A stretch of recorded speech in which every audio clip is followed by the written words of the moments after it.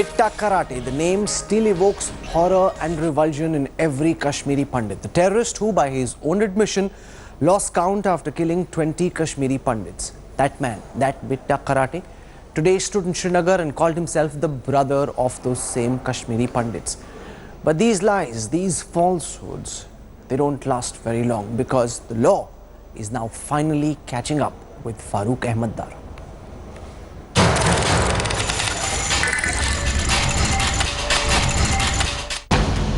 You take fund from Pakistan, you working for Pakistan. No, my dear brother, I am working for Kashmiris. So I accepted on India Today camera that you take fund from Pakistan. I did not take single penny. So you are here to burn school, you destroy the kids, you destroy the valley. I am against burning schools. You killed the innocent lives here in Kashmir, you killed the Kashmiri Pandits. I did not. So the case is reopened. You accepted on camera that you killed Kashmiri Pandits. I did not kill single Kashmiri. They are my brothers.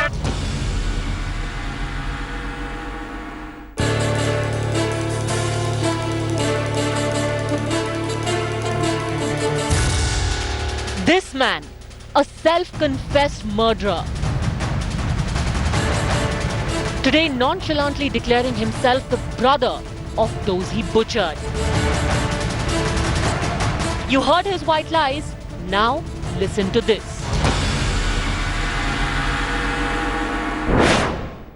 आपने कितने लोगों की जानें ली? मुझे याद नहीं कितने लोग जाने। यानी आपने इतने सारे लोग मार डाले कि आपको ये भी नहीं याद कि आपने कितने लोग मार डाले? 10-12 हम मारे होंगे। 10-12 की 20? अब 20 ही लगा 20 ही मारे। The man who today waxes eloquent like he's some apostle of peace is a man who was jailed with 19 terrorism-related cases against him. And he admitted to his crimes without batting an eyelid. Watch this. मैंने बंदूक उठाई, training की मैंने हैदराबाद। अच्छा पाकिस्तान में आके training? Pakistan में नहीं, मुजफ्फराबाद में हमारा हिस्सा है। मुजफ्फराबाद। हाँ, ये आपका फॉर एग्जाम्पल ये आपका घर है। कौन होता है आपको? मैं कौन होता हूँ रोकने वाला आपको? हमें कौन होता है रोकने वाला वहाँ जाने में? क्या? फिलहाल तो वो पाकिस्तान ऑक्यूपाइड कश्मीर में ही है। नहीं, इंडिया क्लेम करता है कि वो हमारा हिस्सा है। तो आपने वहाँ जाके ट्रेनिंग ली? ट्रेनिंग की। Take fund from Pakistan, working for Pakistan. No, my dear brother, I am working for Kashmiris. I am talking whole Kashmir. So the case has been reopened. So the case has been reopened. Do you think I did not take single penny. पहला murder मैंने सतीश को मारा। सतीश कौन? सतीश कुमार टिक्कू। टिक्कू कौन था ये? मुझे ऊपर से मतलब ऑर्डर दिया गया कि उसको हिट करो, मैंने किया। कौन था ये? पंडित लड़का। Reopened, I did not. So the case is reopened. You accepted on camera that you killed Kashmiri Pandits. I did not kill single Kashmiri. But you said that you killed at least 20 Kashmiris, don't which you don't mind. Starting as a murderer, he is now a mercenary. Years later, he was caught yet again talking about how money from Pakistan is divvied up between all the so-called separatists. तो आप लोगों को भी वहीं से आया था? हर एक बात है पाकिस्तान से? सब गिराने को जितने छोटे बड़े की बात है। नहीं, जो सबको पता है, ये एजेंसी को भी पता है।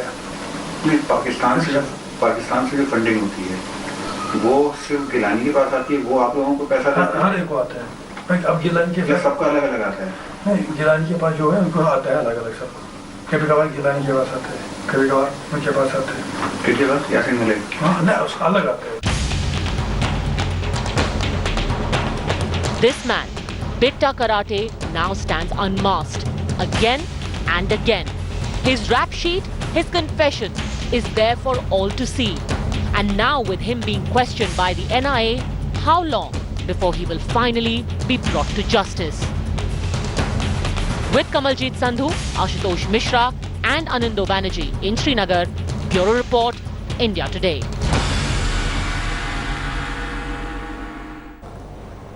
The terrorist who came to be called the butcher of Pandits, now saying he's the brother of Pandits, pretending to be an apostle of peace. He's also a mercenary, and that's exposed by the India Today investigation. And this is the man that Mani Shankar Aiyar, amongst others, because Mani Shankar Aiyar is in Srinagar. I want to show you some images of what all he did today, meeting some of the Hurriyat leadership.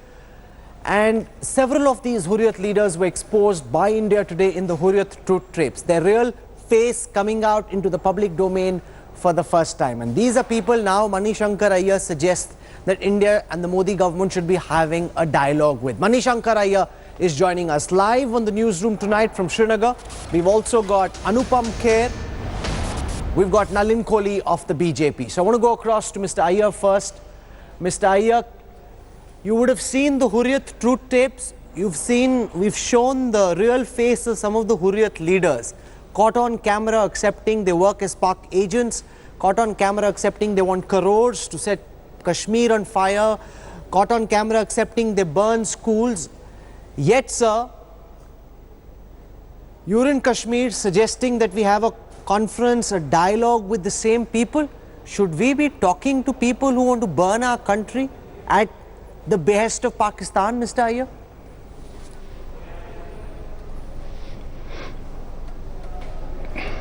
I'm afraid your voice is coming very poorly in here, both metaphorically and literally. Today we met with the governor for 90 minutes. We met with the chief minister for 60 minutes. Both of them thanked us for coming. Both of them said that our work was good. Our main purpose in coming here was to demonstrate that a dialogue in fact is possible with all stakeholders. And day before yesterday, we organized a round table at which there were approximately 75 persons present. Every single political party of Kashmir was represented, including Dr. Hina Bhatt of the BJP. We had the Congress, we had the National Conference, we had the PDP, we had every single person was there. And also there was a representative of the Hurriyat. And we were successful in demonstrating that it is possible to reach out to all sections of opinion and hold a reasonable discussion among them. Now, what's your problem with that? Let Anupam Kher respond. I'm the moderator, so I don't want to explain what my problem is, but let Mr. Anupam Kher come in. Mr. Kher, Mani Shankar Aiyar says, talk to those with guns in their hands, talk to stone pelters. He says the Modi government spoke to the Nagas, they had guns, so what's the problem in speaking to Kashmiri Pandit? What's the problem in speaking to terrorists in Kashmir? How do you respond to Mr. Aiyar and the dialogue that he's advocating, even with those who fire at us, even with those who disagree with us?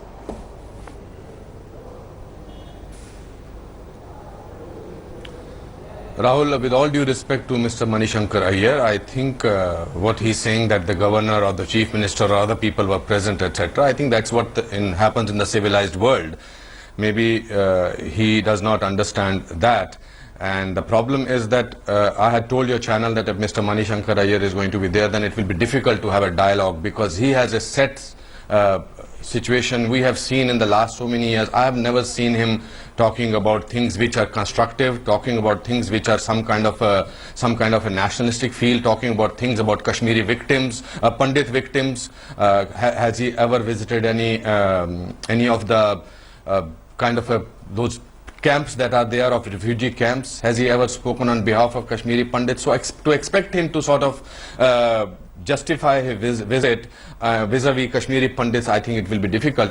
Your report has been going on for the last so many days. I'm sure he must have seen some part of it, or he must be aware of it, or his family or some friends must have told him what you discovered, what you did in your journalism, investigative journalism, that there Hurriyat has participated in and confessed in your pursuit of finding out that they are the people who have created all kinds of problems, whether it's stone pelters, whether it is killing of Kashmiri Pandits, whether how can they find pelters within one day. You have confessions.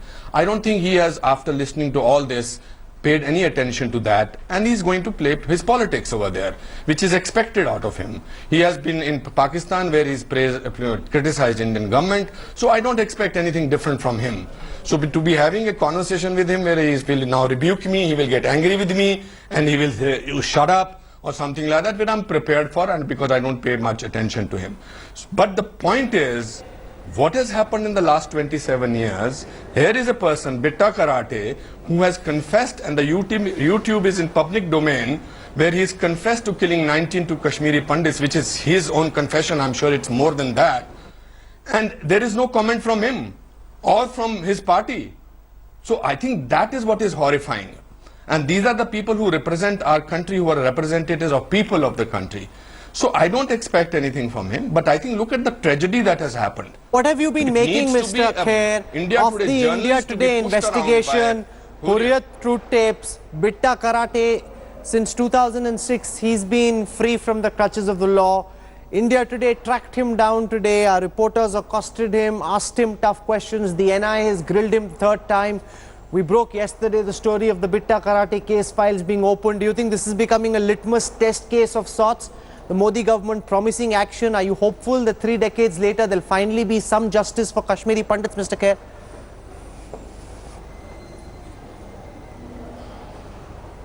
You know, justice delayed is justice denied to me in this particular case, where people have been butchered, people have been killed, women have been raped, and openly there is people who are confessing this. But thanks for doing this. I hope some action is taken. But I saw also some victims of Kashmiri, of this people, Kashmiri representing Kashmiri Pandits, whose horrifying details of how their parents were killed, etc., are not going to be ever recovering from that. So fine, I think something should happen. At least there is this person who has been moving around, and all Hurriyat leaders, their agenda is very clear. They don't follow the Indian constitution, and it's ironical that they go and register a complaint in the Indian court under the Indian Penal Code or under Indian constitution. I am not even angry right now. I am not even, I think the anger has died. There is tragedy, there is now some kind of a hope. That's the only thing that you expect something to happen. But my point is, to the representatives of certain political parties, I think they should not put kind of ghee on this kind of a thing. They are humiliating us, they insult us by doing and sort of meeting with Hurriyat leaders. What is it? They are trying to create a confusion that actually the state or the other governments are also absolutely. participating. Mr. Kher has a very important point, Nalin, that the India Today investigation shows that there are elements in the Hurriyat who are on Pakistan's payrolls. Hafiz Saeed in direct contact with Sayyid Ali Shah Gilani. He's getting money from... These are admissions by Hurriyat leaders. Despite that, Mr. Aiyar thinks it's good for India to be talking to the Hurriyat conference. Do you think he's reading off a totally wrong script? Is this naivete? Is he misguided, or is he got some eternal hope for peace? What do you make of this, Nalin? There are two parts to it. The first part is what emanates in this in terms of his final statements, because that would determine whether the Congress party would stand with it or not. But assuming for the moment that this is completely backed by the Congress leadership, then the critical issue beyond the question of who they are talking with is what are they talking about? And that's the critical issue. In terms of the Hurriyat, first, they say we are separatists. They have separated themselves from the reality of elections, democracy, everything. So they are not representatives of the people in the real sense. They are self-imposed, self-declared representative of the people. Second, they say we are a stakeholder. The counter to that is every Indian is a stakeholder in every part of India. There can't be a question that somebody has the exclusive domain of being a stakeholder in a country where the constitution gives us equal rights. I mean, this is India. Kashmir, Jammu and Kashmir is not outside India. So if the stake is of you, me, everybody else, just as anywhere else in the country, that there should be peace, the constitutional mandate should go, people should get development, and people should get the benefit of whatever development takes place as in other parts of the country. Third, those in the Hurriyat conference, they haven't come out and said stone pelting is bad. So here is an agenda to return to the Stone Age while everything else is going up to the moon. I mean, there is technology, the world is moving ahead, India is moving ahead, but here is an agenda that they don't come out and say stone pelting is bad, human life is lost, people get injured. You know, there are people like Anupam Kher and many others. Anupam Kher speaks for many people. Let me finish. Yes, okay. Let Nalin complete. Go on. May I just finish? Go on. May I finish, Rahul? Yeah, Rahul, please. just let me finish. I have 2-3 more points. Yeah, thank you. So, thank you.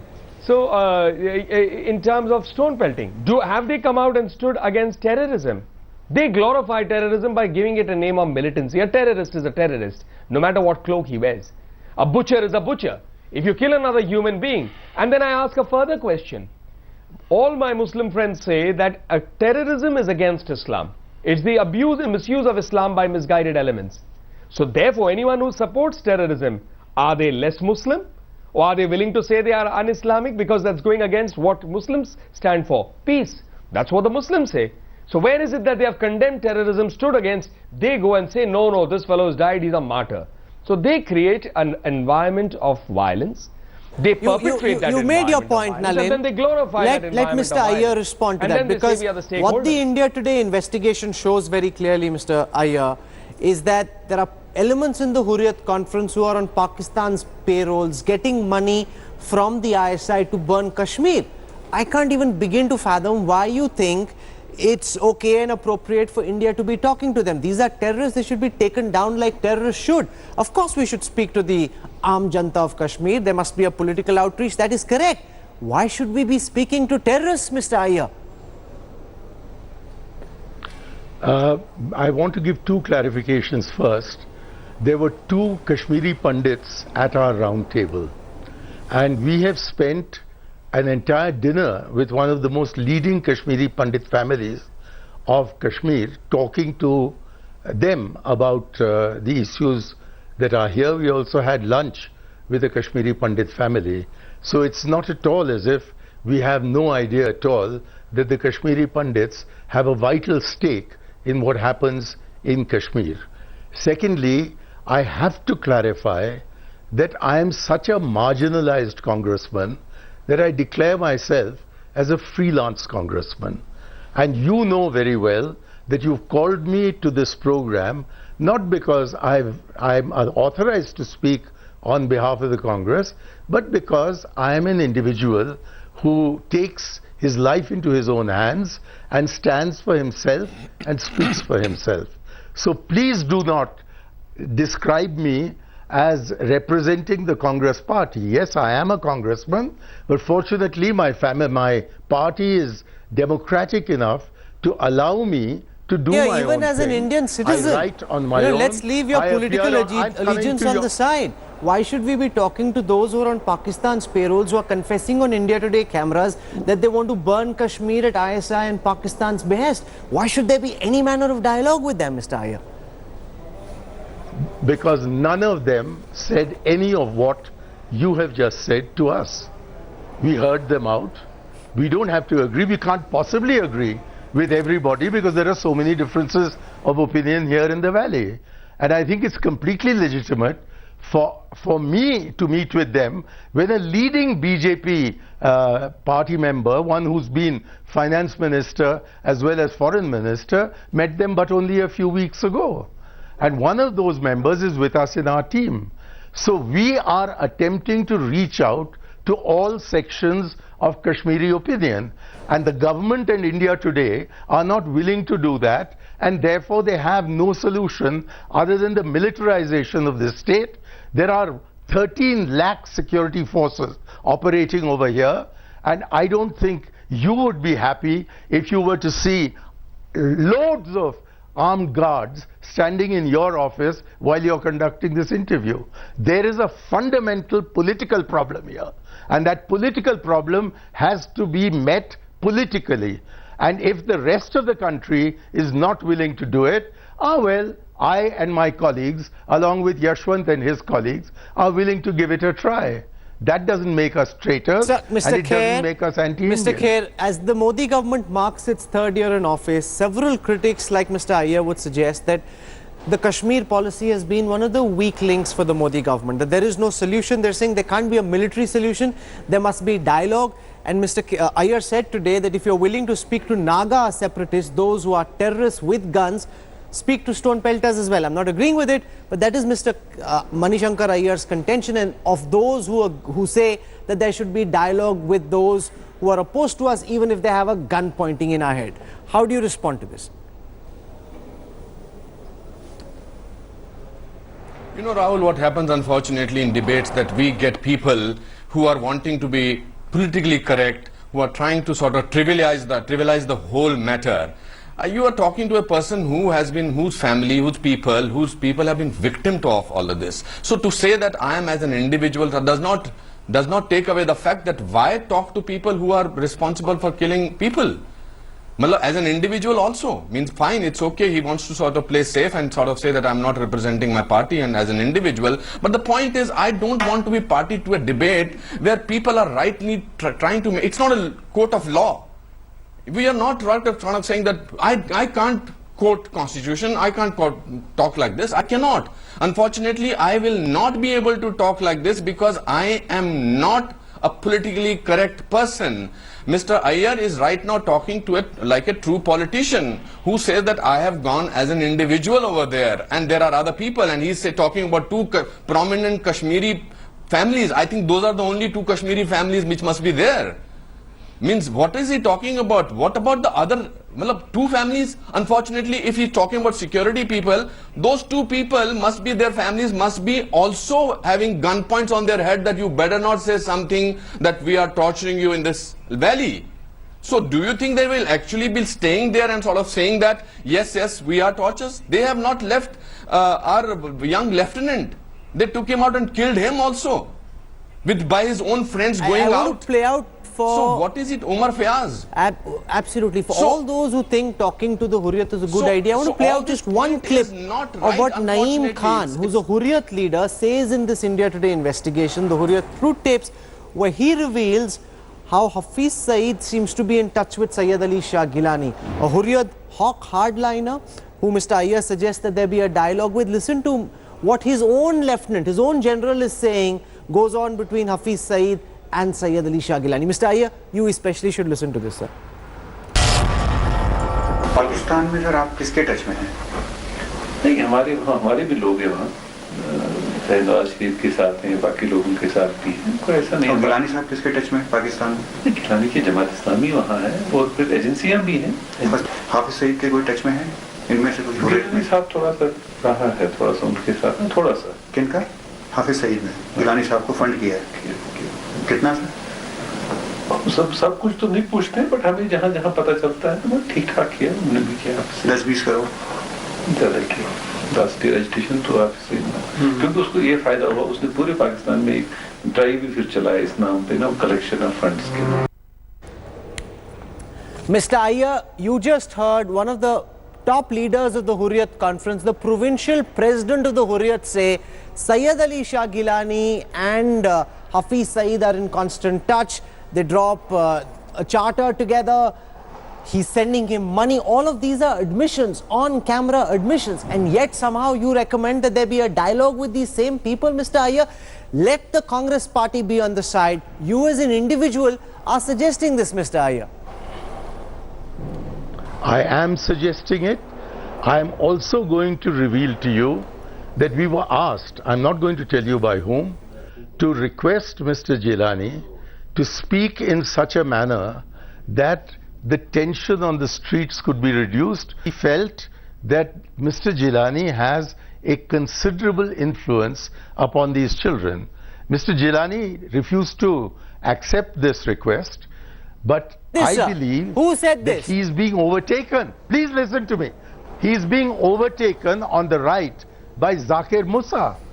And if you will not engage with the Hurriyat, you're going to end up having to engage with a person like Zakir Musa, whose influence in this valley is growing. Please understand the reality of this valley and not just spend your time having caught some breaking news from somewhere, putting it out. I am being completely serious, and I think it is defamatory on the part of your Kashmiri Pandit representative in your studio to talk about these brave Hindu families who braved it out through all these years and say they're doing it because there's a gun at their temple? I didn't see any gun at their temple.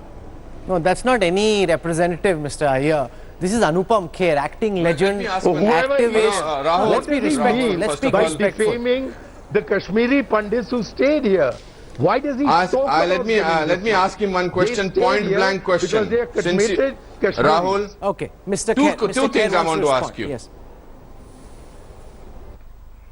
I want to ask two questions, and without making it personal. One thing is, I want to ask him the names of this Kashmiri family that he met today. Like he knew the names of all the Hurriyat leaders, he mentioned on number one. Number two, is he on his way back going to meet Kashmiri Pandit refugees in Jammu? Number one. Number three, God forbid, if any of the family members of anybody is raped, is killed, one sec, sir, please. Is he going to have this kind of a detached feeling about it, that let's have a conversation with them? All three questions, if he can answer, I'll be very happy about it. And I am representing number one, Kashmiri Pandits. Yes, please don't defend that, Rahul. It's perfectly all right. Let him say that. And he knows my name, gentleman that he's talking, gentleman representing. Mr. Aiyar, you know my name. I've done 508 films, that's it. What's your name? Mr. Aiyar, this is Anupam Kher, acting legend. You're being very unfair, Mr. Aiyar. This is Anupam Kher. No, I know, Bollywood legend. Bollywood legend. He's asked you three questions. Let him ask that. I don't know his name. Okay, fair enough. Respond, Mr. Aiyar. But let me answer his three questions, even sir, if I don't know his name. You knew that I'm a Kashmiri Pandit. Yes, sir. Yeah. Yes, I know that you're a Kashmiri person. But what is your name?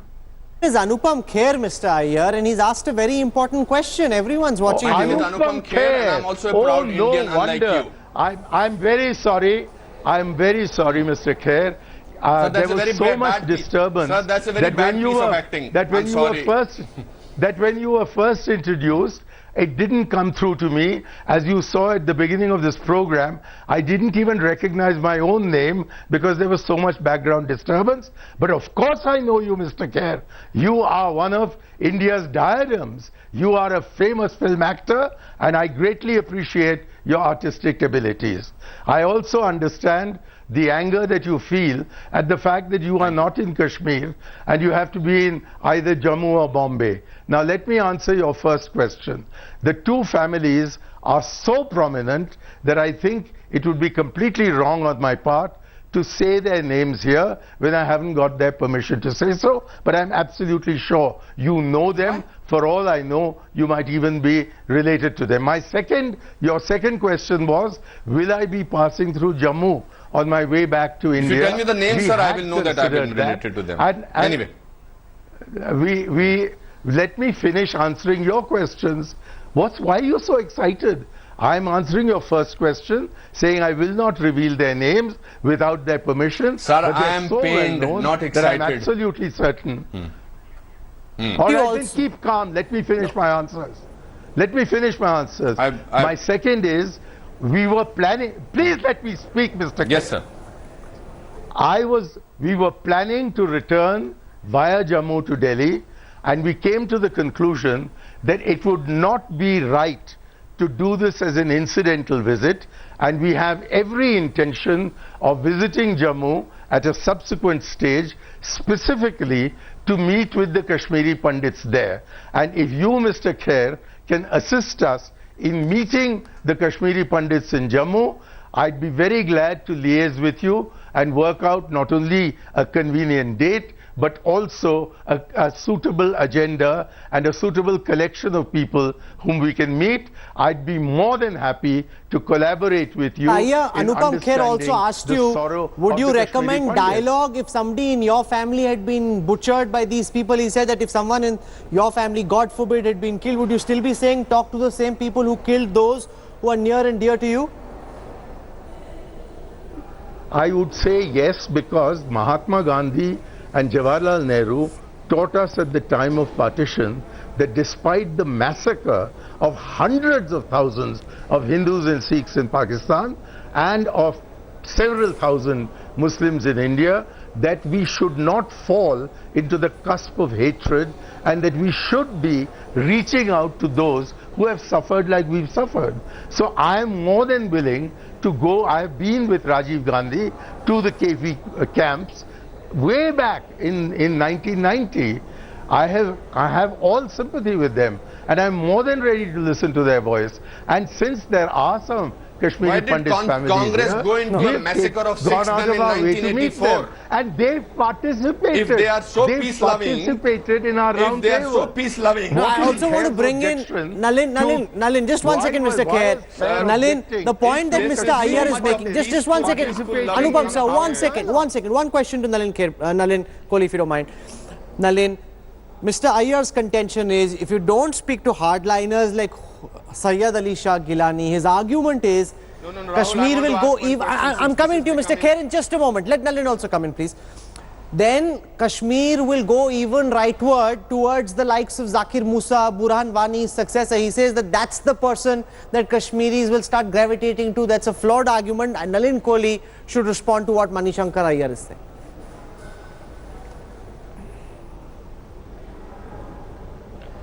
Mr. Mani Shankar Aiyar's entire focus is whom to talk with. And I'm again repeating, what is more important is what are we talking on. Until I see anywhere people from the so-called organization called the Hurriyat Conference denouncing violence openly, denouncing terrorism, denouncing anything anti-humanity and speaking for peace rather than about their rights as the representatives as they claim to be of the Kashmiri people, I'm not going to be convinced about the outcome. Certainly I'm aware of it, and I say it with a sense of understanding that you can even talk to a terrorist, but the question is on what?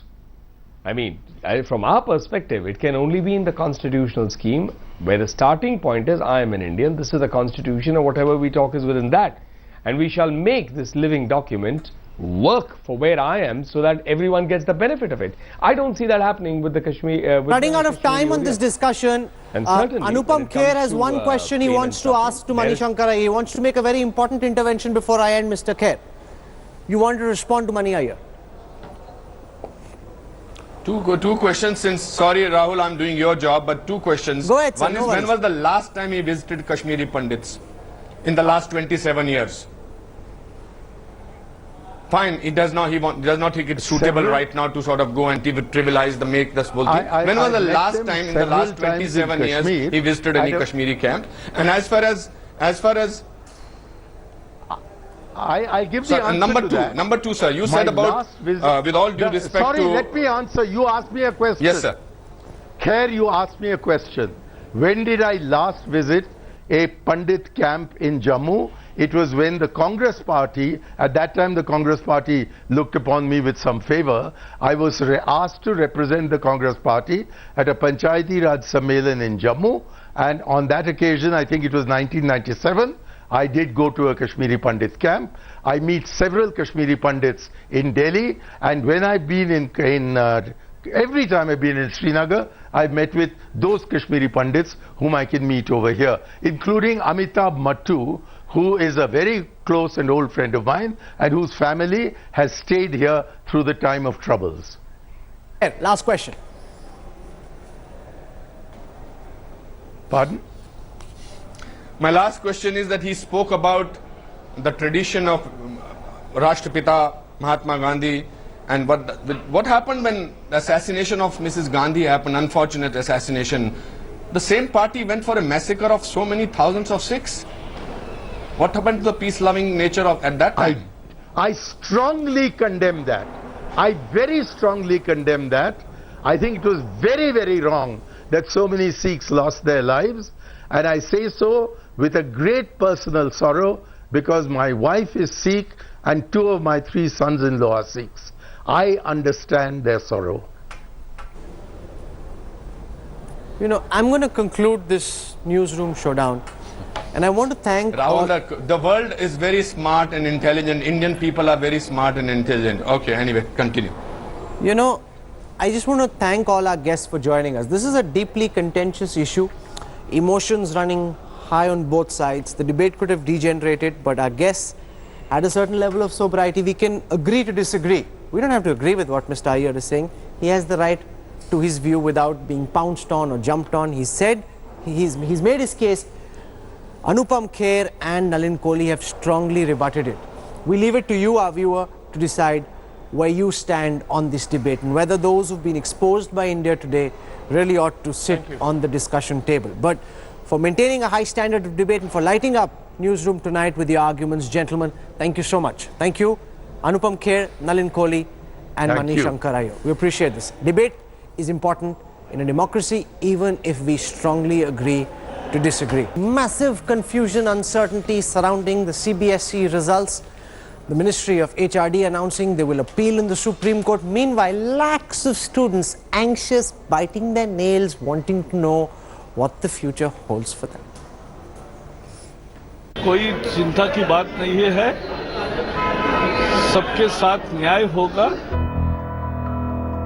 This is all the assurance that the HRD minister can give lakhs of students right now. But students and parents all over India are sweating with the uncertainty.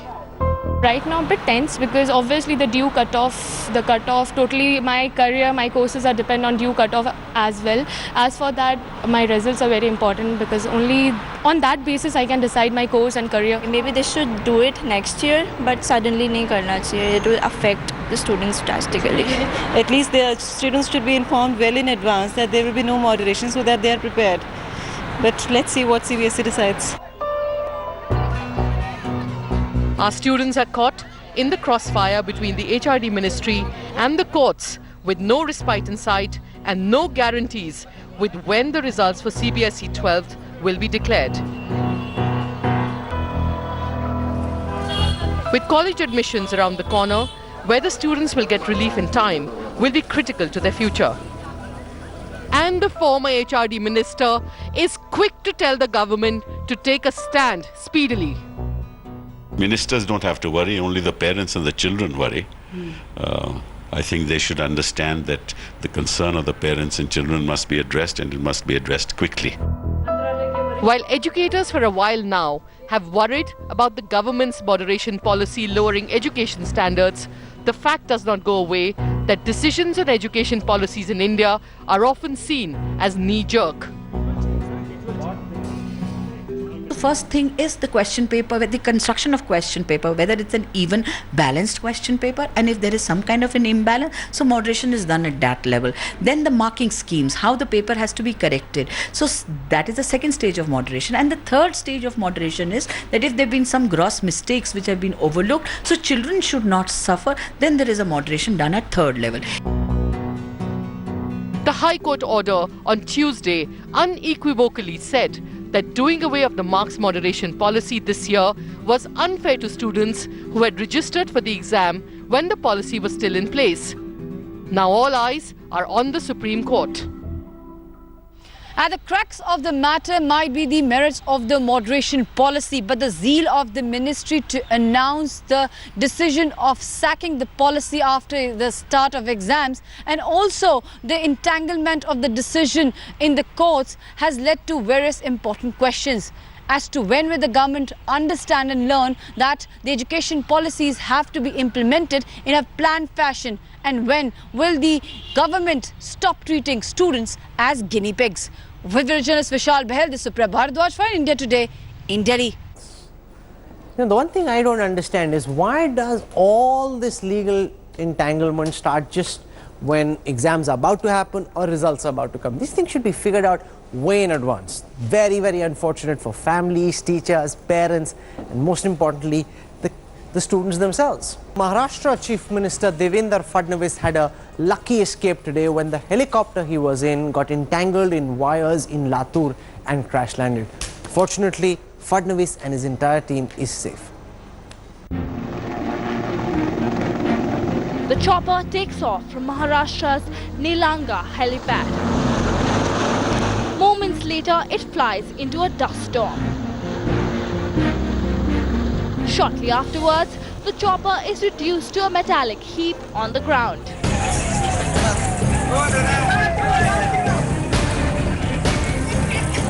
Fortunately, the high-profile passenger on this helicopter, Maharashtra Chief Minister Devendra Fadnavis, escapes unhurt. The pilot said the chopper came down after it got entangled in electricity wires. और हवा कम होने की वजह से helicopter नीचे आने लग गया। हमने और पावर लगाया लेकिन बीच में हाई टेंशन केबल था, तो हाई टेंशन केबल अवॉइड करने के लिए हमने अपना लैंडिंग गियर भी ऊपर लिया, लेकिन तब तक हेलीकॉप्टर केबल को टच कर गया। Several politicians have had close encounters with death on board choppers. In 1977, then Prime Minister Morarji Desai famously walked away from a crash in Assam. In 2005, Venkaiah Naidu's chopper was forced to make an emergency landing in Naxal-infested Gaya district. The Naxals later burnt down his chopper. A scary day for the Maharashtra Chief Minister, but one that ended with a miraculous escape. Bureau Report, India Today. This is where we wrap up the newsroom tonight. I look forward to seeing you at 10 p.m. tomorrow evening with another power-packed edition of the newsroom. Till then, from all of us here in the India Today Mediaplex newsroom, goodbye, good night.